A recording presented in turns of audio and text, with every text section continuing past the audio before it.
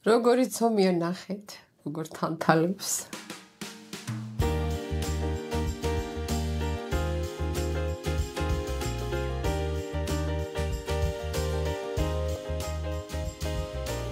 სიცრუე იქნება თუ გეტყვით, რომ ეს ცომი უბრალოდ მომეწონა. არა, ეს ცომი ნამდვილად აღმოჩინა. ეს ცომი ჩემთვის ნომერ პირველია ხაჭაპურებისთვის, ლობიანებისთვის. დიდი ხნის განმავლობაში ინარჩუნებს სიფაფუკეს. რამოდენიმე დღეს რომ გავიდეს, ისევ ისეთი ფაფუკი და ისევ ისეთი გემრიელია.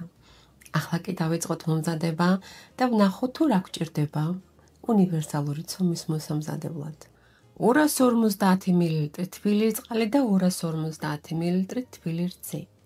50-დან 70 გრამამდე რბილი კარაქიანი მარგარინი, 1 ცალი კვერცხი, ჭირდება ასევე 1 სუფრის კოვზი შაქარი, 52 გრამი დაპრესილი საფუარი ან 1 სუფრის კოვზზე ცოტა მეტი მშრალი საფუარი, ასევე გჭირდება 1/9 ჩაის კოვზი მარილი, ჭირდება ასევე 750-დან 800 გრამამდე ფქვილი. და რაც ყველაზე მეტად საინტერესოს ხდის ჩვენ ცომს, ეს არის ძმარი. გჭირდება 1 სუფრის კოვზი. ძმარი აძლევს ნაზ და ელასტიურ ტექსტურას, ასევე ზრდის შენახვის ხანგრძლივობას და საფუარსაც ეხმარება, რომ უკეთესად ამოვიდეს. დავიწყოთ ცომის მომზადება. ამისათვის მე არ გამოვიყენებ მიქსერს, არ გამოვიყენებ არანაირ კომბაინს, არამედ უბრალოდ ხელით მოვზელ, არის ძალიან მარტივი და საკმაოდ სწრაფი. თბილი რძე და თბილი წყალი მოვათავსოთ თასში. შიგნით ჩაუშვათ საფუარი.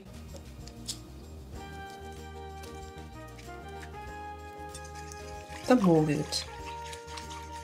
როდესაც საფუარი კარგად გაიხსნება, დავუმატოთ შაქარი.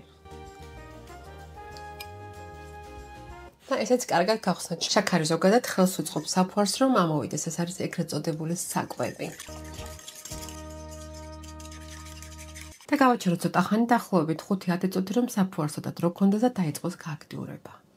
საფუარი გავაჩერეთ დაახლოებით 10 წუთი, ეხლა დავუმატოთ კვერცხი და აუცილებლად დაუკვირდით, რომ რძე და წყალი, რაც გვაქვს, სითხე არ იყოს ცხელი, თორემ შეიკრება კვერცხი ამ შემთხვევაში.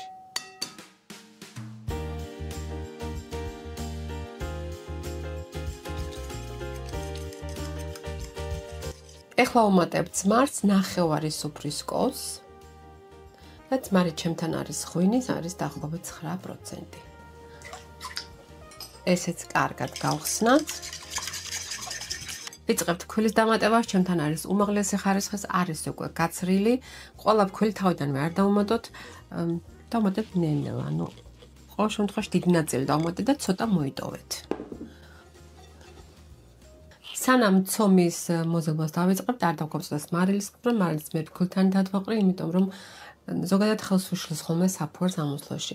ჭირდება 1 ჩაის კოვზი და კიდევ 1/9. და მოვზილოთ ნაზი ცომი. ცომი შეიძლება რომ ოდნავ წებოვანი იყოს და ეს არ გაგიკვირდეთ.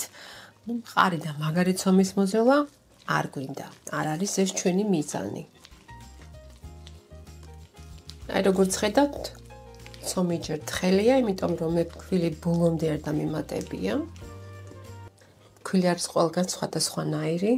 ეხლა ჩემთან წავიდა დაახლოებით გეტყვით 750-დან 800 გრამამდე ფქვილი. შემდეგ გადმოვიტან ცომს სამუშაო დაფაზე, სადაც ცოტა ზეთი წაუსვი. დავიწყებთ დამუშავებას. 1/9 სუფრის კოვზი ძმარი კიდევ არ გამოგრჩეს, 1/9 ხო იქით დავუმატეთ და მეორე 1/9-ს ეხლა ცომში, უკვე მომზადებულ ცომში დავუმატებ. და კარგად გადავზილოთ.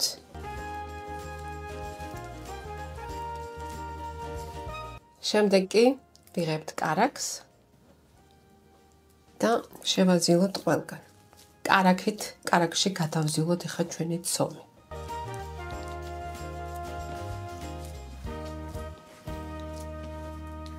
და ეხლა მეგობრებო, ცომი დავამუშავოთ კარგად. დაახლოებით 5 წუთი დაგჭირდებათ, შეიძლება ცოტა მეტი. კარგი ელასტიური ცომი რომ მიიღოთ, ზეთი გამოიყენეთ საჭიროების შემთხვევაში, თუ ხედავთ რომ გჭირდებათ და ოდნავ წებოვანია, ამ შემთხვევაში შეგიძლიათ რომ გამოიყენოთ. ეხლა ცომი რო არ მიეწებოს კედლებს, ამოსვლის დროს წაუსვათ ცხიმი ყველგან აბსოლუტურად. და ჩაუშვათ უკვე ცომის შიგნით. კარგად დამუშავებული ცომი. გადავაფაროთ ახლა თავს და გავაჩეროთ დაახლოებით საათნახევარი. ამ ცომს ცოტა მეტი დრო ჭირდება, ვიდრე ჩვეულებრივი საფუარიან ცომს, რადგანაც აქ ჩვენ კალათი ცხობს გამოყენებული. შეგიძლიათ თქვენ ღუმელში დააჩქაროთ ამოსვლა, მაგრამ მოათავსეთ 30 გრადუსზე მხოლოდ. გადავაფაროთ თაზე, რომ არ გამოშრეს ზემოდან და გავამწესოთ თბილ ადგილას. სანამ ცომი ამოვა, მანამდე მოვამზადებ ლობიანის შიგთავს. როგორც უკვე მოგესხნდება, ძალიან მალე მოდის ბარბარობის დღესასწაულიდან დარწმუნებულად გამოგადგებათ. მე აქ მაქვს ქართული ლობიო. ან არის ან მერცხალა, ან შულავერა, მოკლედ რომელია ზუსტად არ ვიცი. მაქვს აი ამ ფირმიდან, ეს არ არის არანაირი რეკლამა, ეს მე თვითონ მაქვს შეძენილი. მოკლედ უკვე მოხარშო მდგომარეობაში კილო და 200. ისე მოხარშე 9 კილო ლობიო. ასევე გჭირდება ცხიმი, 1 კილოგრამ ლობიოზე გჭირდება დაახლოებით 100 გრამი ცხიმი. მე მაქვს აქ კარაქი, თქვენ შეგიძლიათ მოამზადოთ როგორც მცენარეული ზეთით, ასევე ტრადიციულად ქონით. ასევე გჭირდება შავი პილპილი და მარილი. ლობიო არის უკვე ძალიან კარგად გაციებული, არის გაწურული, წვენი არ შეყვეს, თორემ დაარბილებს ცომს და ამით თქვენ ლობიანი აღარ გამოვა. შეგიძლიათ ცხელ მდგომარეობაში დაჭყლეტოთ, ან როგორც ახლა ჩემთან არის ცივ მდგომარეობაში, უბრალოდ გავატარებ ხორცაკებ მანქანაში. გატარებულ ლობიოს მე გადმოვიდან სხვათაში, რომ უკეთ დავინახოთ. ტრადიციულად ლობიონს უმატებენ ღორისქონს, ასევე უმატებენ ლორს. მოკლედ, ეს არის თქვენს გემოვნებაზე დამოკიდებული. მე როგორც უკვე აღნიშნე, დავუმატებ ახლა კარაქს, დავუმატებ შავ პილპილს და დავუმატებ მხოლოდ მარნს. ასევე ძალიან უხდება ხახვიც.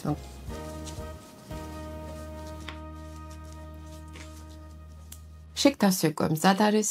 მე ახლა გავაკეთებ გუნდებს, მაგრამ ამას გავაკეთებ უკვე კადრს მიღმა, რადგან ხელფუთად მანი არ მაქვს და ამის გამო რომ ჩვენს მოყურებელს ახლა ცუდი გრძნობა არ დაეუფლოს, ლობიონს ზოგადად არ უხდება თხელი შიგთავსი. ამიტომ ყოველთვის გაითვალისწინეთ ის, რომ თუ კი მაგალითად თქვენი ცომი არის 300 გრამი, შიგნით ჩადოთ 400 გრამი გულსარდი. მეგობრებო, ცომი ამოვიდა უკვე ნახეთ როგორი საოცრება გამოვიდა. დაახლოებით საათნახევარი მქონდა თბილ ადგილას გაჩერებული. და ნახეთ როგორი კარგი და როგორი საუკეთესო ცომი გამოვიდა. ახლა მე გადმოვიტანთ ჩემ სამუშაო დაფაზე, დაფას ცოტა ზედ წაусმევ. ცომს მოვჭრე ახლა მე გუნდებად. მინდა რომ 300 გრამიანი გუნდები მქონდეს, რადგანაც ხაჭაპურს და ლობიანიც იქნება შემდეგ საშუალოდ ოდნავ დიდი, კარგი ზომის იქნება.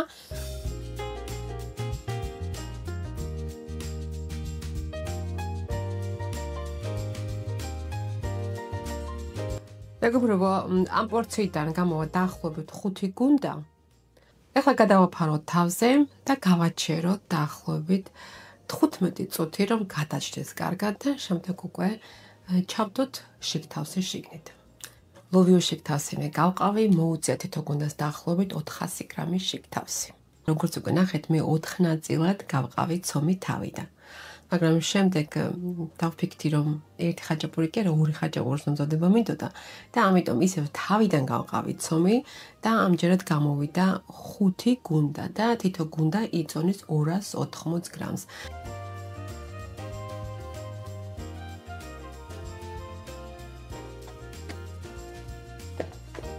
ცომი გავიყვანოთ თითევის მოძრაობით. შემდეგ დავღადოთ ლობიოსით და შევკრათ. ისე როგორც ხინგალი. კარგად უნდა მოუკლათ თავი. და შემდეგ უკვე მივცეთ ესე მრგვალი ფორმა. და გავამტყელოთ ხელით.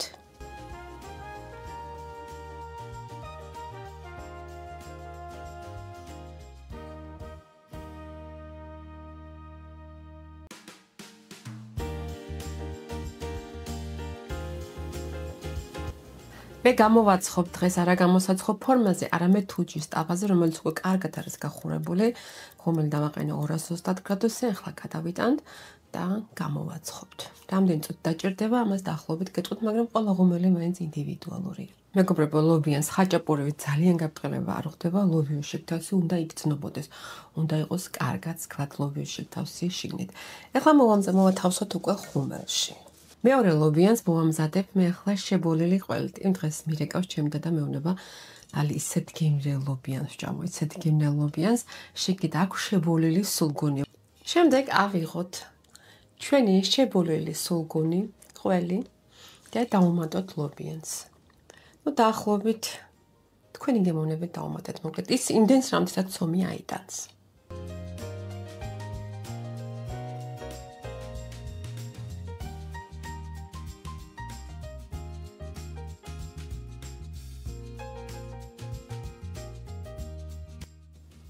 და მე ჯერ გაბრწყილებას ვიწყებ მეორე უკანა მხრიდან.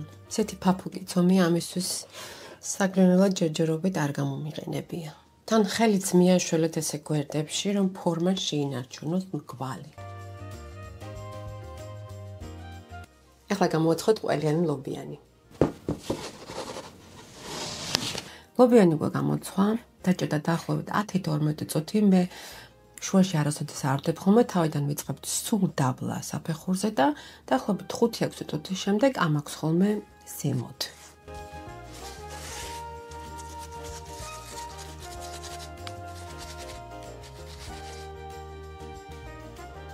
ეხლა იგივე ცომით მოვამზადოთ ხაჭაპური.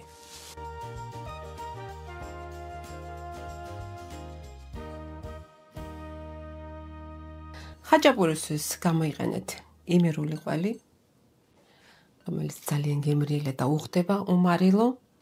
ქვილი დავუმატოთ ზემოდან ცოტა. ქვილი კრავს ყველს და იმ შემთხვევაში თუ მაგალითად გასკდა ან არც რამე პრობლემა შეიქმნა, ყოველ შემთხვევაში ყველი არ გამოვა გარეთ. და კარგად შევკრათ. ლობიანისგან განსხვავებით, ხაჭაპური უნდა შეხედოთ, რომ ყველგან იყოს შეკრული, იმიტომ რომ გამოცხობის დროს ყველი როგორც კი დაინახავს და როგორც კი მიხვდება, რომ სადმე არის ადგილი, იმ წუთასვე გახსნილი, იმ წუთასვე იწყებს გამოსვლას. ეხლა ცოტა ხანი დავაცადოთ, რამოდენიმე წუთი, 2-3 წუთი, რომ ცოტა გადაჭდეს და შემდეგ უკვე დავიწყოთ გაბრწყილება.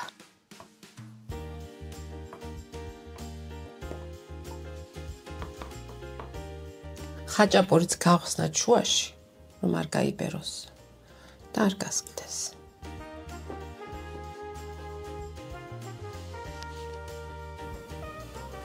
მეგობრებო, აბა როგორი აღაშღაჟებული ვარ.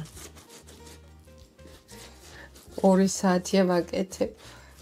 ეხლა ხაჭაპურის გამოცხობაც დამჭა, ერთადერთი ხაჭაპური და შემდეგ უკვე დავჯრათ. ეს ხაჭაპური უკვე მომზადებულია.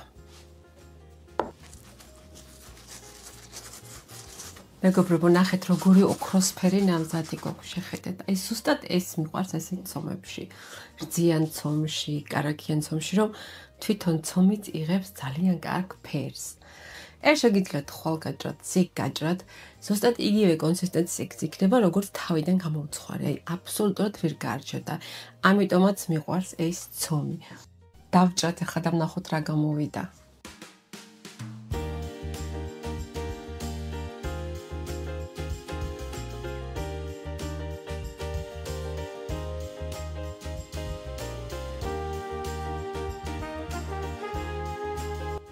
და ზუსტად ამას ვამბობ, მეგობრებო, ლობიანი კარგად უნდა ჩანდეს.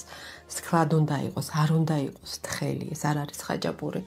ეხლა ხაჭაპური გავჭრათ, ცოტა დრო გავიდა და შეიძლება აღარც იწელება უკვე და ძალიან ცუდი იქნება, მაგრამ არ აუშავს.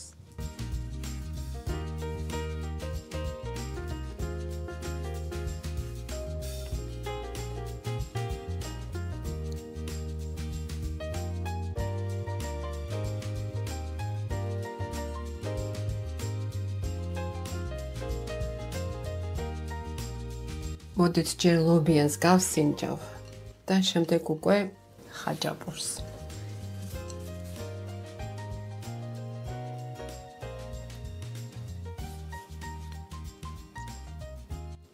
იცით როგორი არის, თვალები უნდა დახუჭოთ და უნდა შეიგრძნოთ.